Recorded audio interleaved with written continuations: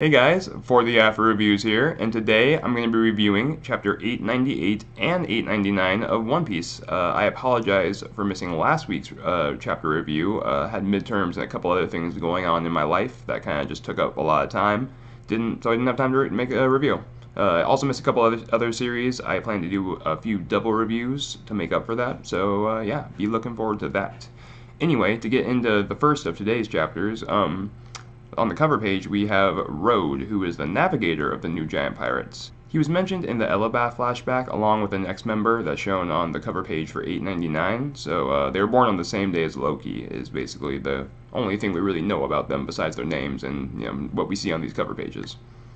So I'm going to run through these chapters kind of quick since I do have two to cover. So the beginning of 898 has the Germa getting shot at and everything, everyone being amazed that they're there in the first place, since they sent like 10,000 people to take out the Germa. Ichiji saying a badass line, he's like, we took them out because they're like flies or something. He says something really cool, I don't remember the exact wording, but it was pretty badass. I still don't like the Germa as a whole, but I can't I have to admit that they're cool. I can't deny that. I just can't. Next, we get Sanji talking to Jinbei, kind of saying, hey, I'm gonna be at the port area, just swing by there, we're gonna get the hell out of here.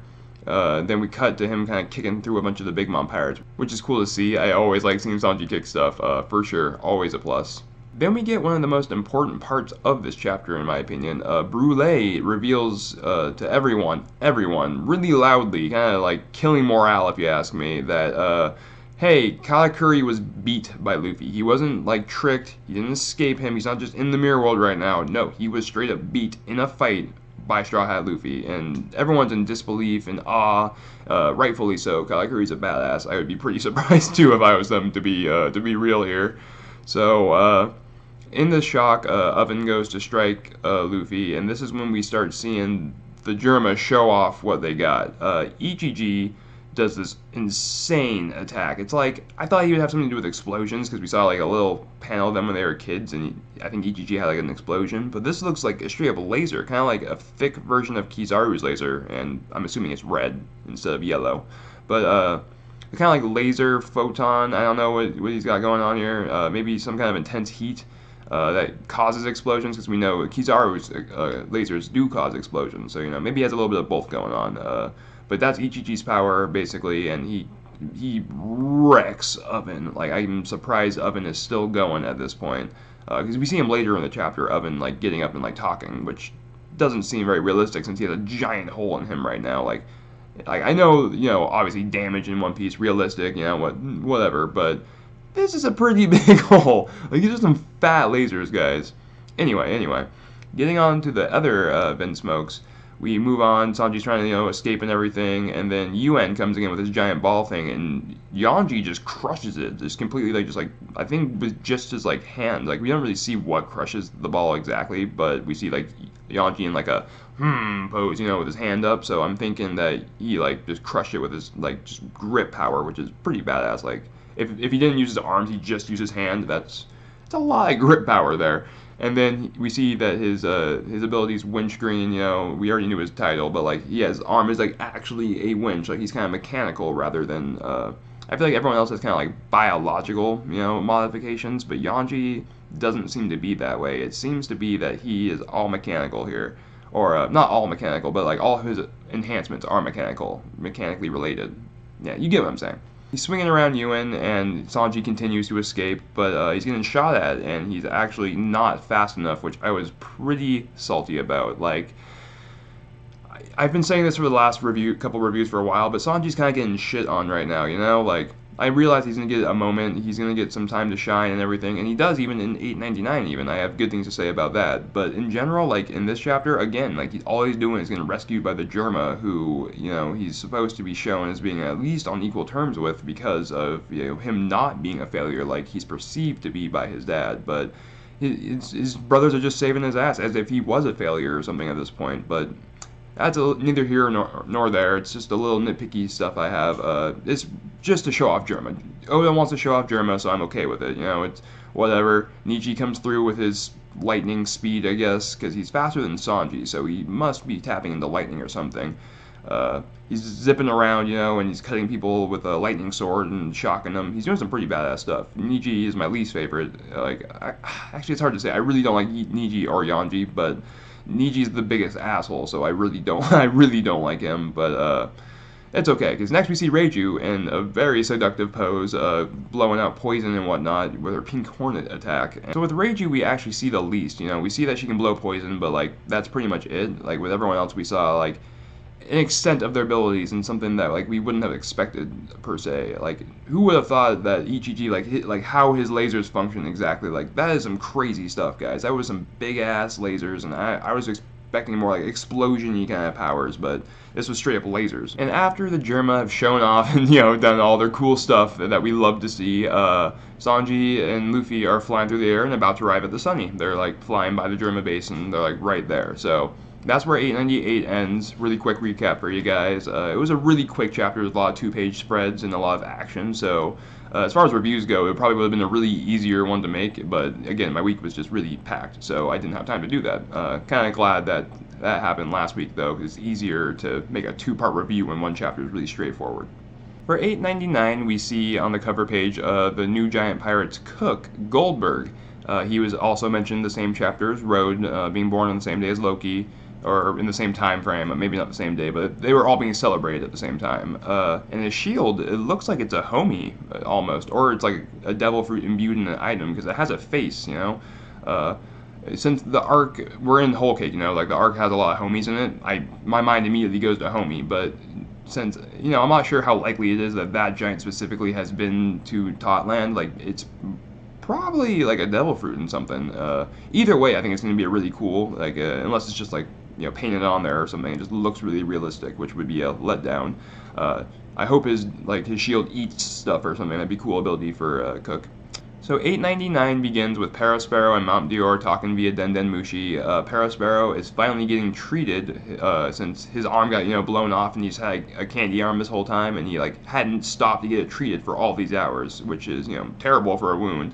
So he's finally getting that treated, and he's talking about how Beige and Chiffon have finally dropped off the cake on Puff's Island, and how, you know, all the citizens are pretty pissed at Chiffon for bringing it to Puff's Island, but she brought it to Puff's Island, which is her island, if anyone wasn't aware of that. That is the island she is or was the minister of before all this treachery. Perospero basically gives this big speech about how the cake, like, the cake is going to decide everything at this point. Like, he was trying to, like, avoid her from eating it at one point or something, but that's not a goal anymore. Like, no one can stop her from eating it. It's either going to be poisoned and she's going to die, it's going to be poisoned and she's going to live and hate it and keep raging, or it's going to be poisoned, she's going to live, and she's going to like it, which is super unlikely, but that's the only way that the Big Mom Pirates, like, have a chance at, like, continuing or, like, not getting completely annihilated. So this is a pretty freaking serious deal for the Big Mom Pirates, and lucky for them, their miracle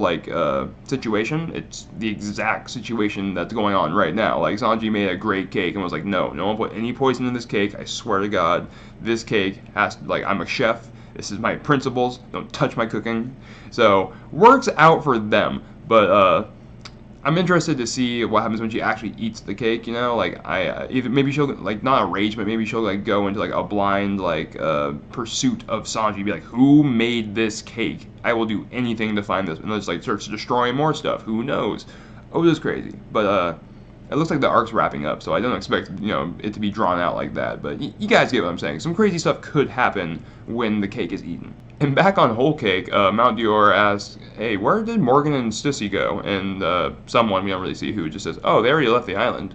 Like, really casually, and he's just like, what? Like, that is the worst thing that could happen with them. Like, find them, especially Morgan's, right goddamn now. And for great reason. Like, if Morgan's, like, puts this news out, like, it's terrible for the Big Mom Pirates. They're already in enough, you know, trouble with, you know, having to reconstruct, like, so much of their kingdom, you know, having lost so many of their forces, having to deal with so many traitors, but, like, to have their reputation on top of that ruined because the entire world would know that this rookie, quote unquote, you know, Luffy's still technically a rookie, but is he really a rookie? But to have a rookie come into your territory, get all these allies, and then do that to you, like, it's ludicrous, and they do not want anyone knowing about that, for sure. Next, we cut to a couple islands, showing some citizens' reactions to, the news of Big Mom, doing all this craziness and destroying things in their tantrum, and the danger that they're in imminently. It's kind of interesting to see the citizens' take on this because, they came here for safety from, the New World and like the pirates there and all the crazy nature stuff. Like the New World's a harsh place, so they're trying to find, safety and peace here, since it's hard to traverse between seas in the One Piece world. Just because you're in the New World, like if you were born there, it's kind of hard to get out, unless you're like a marine or like a really high pirate or something. So you're kind of stuck there. To live safely, being in the Yonko's territory is the best thing you can do, really. And since all these guys are living here for that safety, since Big Mom is so crazy and causing so much damage, like it's gonna have some backlash here. I think a lot of people are gonna try to leave and maybe go to a different Yonko's territory or like seek more shelter from the government if they have anything like that. Like it's gonna be a pretty insane like fallout afterwards. There's already been so many issues with the Big Mom pirates that have been accentuated in this arc, and that we've seen like kind of bite them in the ass, but this is going to be a big one. Like their own populace leaving, like this could be the fall of the nation as a whole. So we cut back to Puff's Island and we get the news that the Nostra Costello has been destroyed in the chase with Big Mom, which is sad. I really liked that ship with its tank treads and everything. It's a pretty badass ship, but it's gone now. Rip Nostra Costello. Chiffon kind of reiterates that she really believes that the cake is gonna like save everyone, and that's why she brought it to Puff's Island, even though everyone's really mad at her since it's her island, and they're all like, Chiffon, what the hell? Like, we thought you would like at least take it somewhere else. Like shit, like we're your people. But she believes in the cake, so she was totally fine bringing it here. And then we get a shot of Big Mom landing, saying wedding cake, and he's just about to eat it. Next, we cut to Cacao Island and the Sunny, and Luffy and Sanji have finally arrived on it, which is awesome. Last chapter, I kind of thought that someone was going to intercept them before they could get in, like, onto the ship. Like, either Daifuku or Snack was my guess, and that's when Sanji would have his big fight moment and everything. But turns out that's not what happened. I didn't have time to, make a review, so obviously I didn't, communicate that via any videos, but that was kind of my thought process. Turns out they just land around the ship, and that's good. That's good. It helps the stories kind of keep going. Whole Cacao Island's wrapping up here, and I'm as much as I love the arc, I'm really excited that's ending because the stuff that's gonna come in the future is gonna be awesome as well. Luffy is still sleeping, but Carrot chews him like around the ear here, and he wakes up and she's just cuddling the crap out of him, which is so adorable. God, I love Carrot. She's precious. Luffy saying like, "Hey, I got tired of waiting for you guys." Jeez, like kind of like lying, going with his lie from earlier that he's like already done like with Katakuri and that he was just waiting in the mirror world forever. But everyone knows he's lying, so they're all like, "Luffy, you freaking liar!" And like, I love that Luffy's trying to act tough for his crew, like, and he pulled through too. He beat Katakuri. I mean, he still lied, but like whatever. So during all of this and the Straw Hats kind of talking and reuniting again, they start getting fired at by Big Mom's fleet, Smoothie's fleet to be exact, and it's at this time that Germa starts firing back. So they got some backup now. The Straw Hats are kind of just in the middle, it's right in the middle, and Big Mom's fleet's shooting and Germa's shooting. It's going everywhere. It's pretty messy. And of course, during all this, Judge can't resist but talk mad shit about Sanji and saying like basically everything that he like finds bad about Sanji. And after all this, he's like he's kind of asking Luffy like, what do you see in Sanji? Like, why do you want him with you so badly?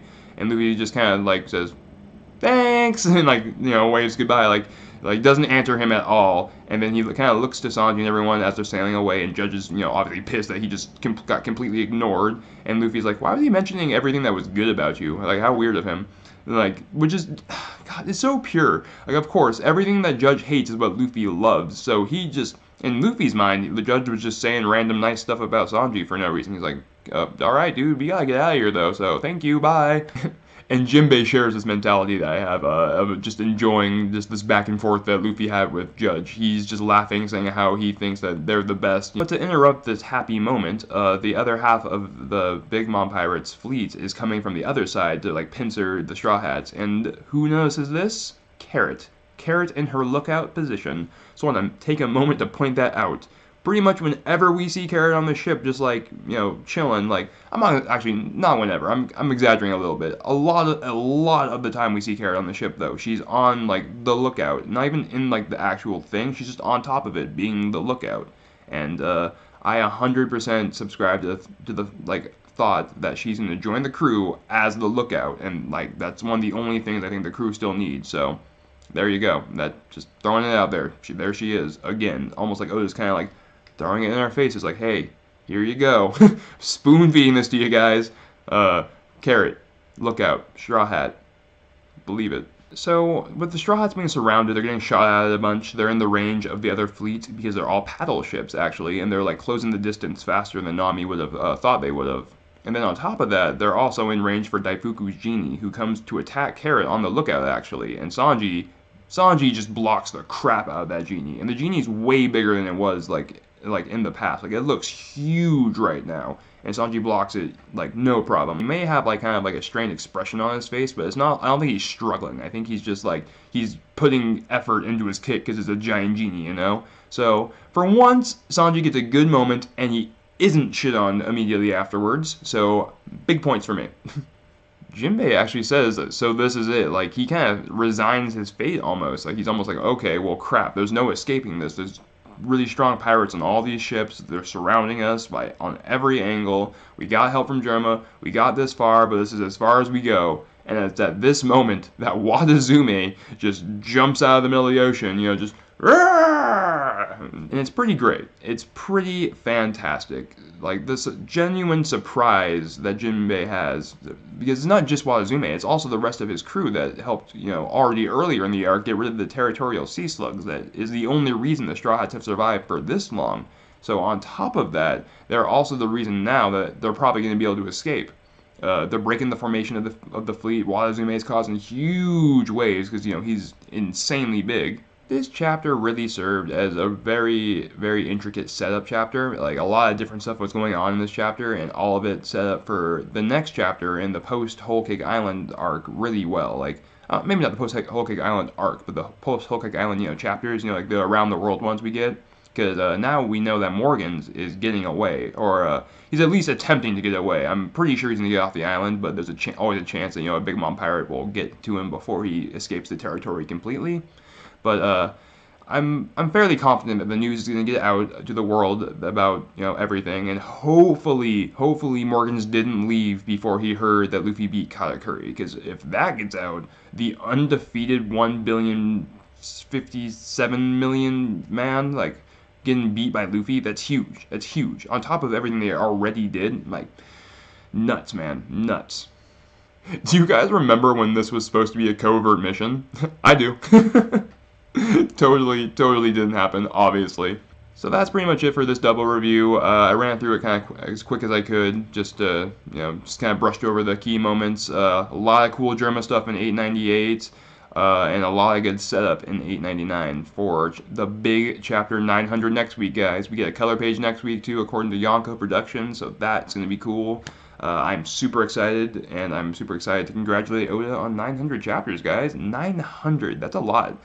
Anyway, that's it for me. Like, comment, subscribe if you're still around and you like the video. I'd be greatly appreciated. And I will see you guys next week. Bye.